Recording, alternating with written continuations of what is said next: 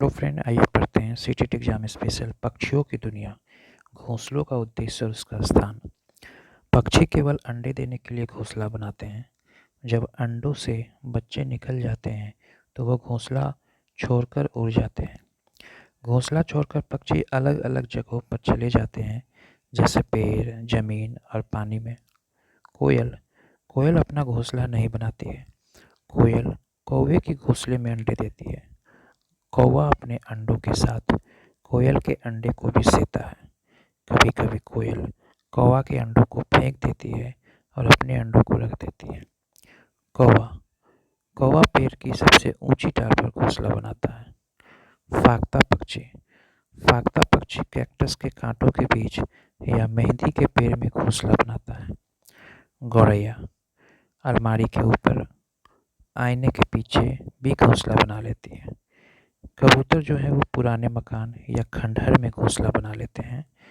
बसंत गौरी या गर्मियों में पेड़ों में टुक टुक करते रहते हैं और पेड़ के तने में गहरा छेद बनाकर उसमें अंडे देती है। दर्जन चिड़िया दो पत्तों के आपस में सीकर घोंसले का निर्माण करती है और उसी में अंडे देती है। यह नाम उसकी घोंसला बुनने की खास कला के कारण मिली है। जुलाही पक्षी, जिसे वीवर कहा जाता है, इस पक्षी का घोंसला लालटेन की तरह लटकता हुआ रहता है। बसंत गौरी इस पक्षी का घोंसला बसंत गौरी यह पेड़ के तने में गहरा छेद बनाकर उसमें अंडा देती है।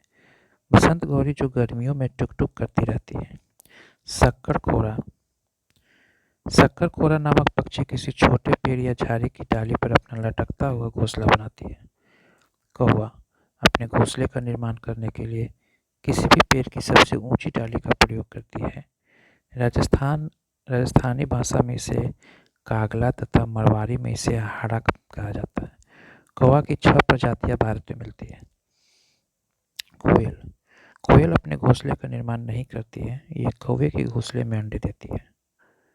कोयल या कोकिल कुकू कुल की पक्षी है। शुतुरमुर्ग जमीन में गड्ढा खोदकर घोंसले का निर्माण करते हैं और अंडे देती है। आवश्यकता पड़ने पर यह 70 किलोमीटर प्रति घंटे की अधिकतम गति से भाग सकता है।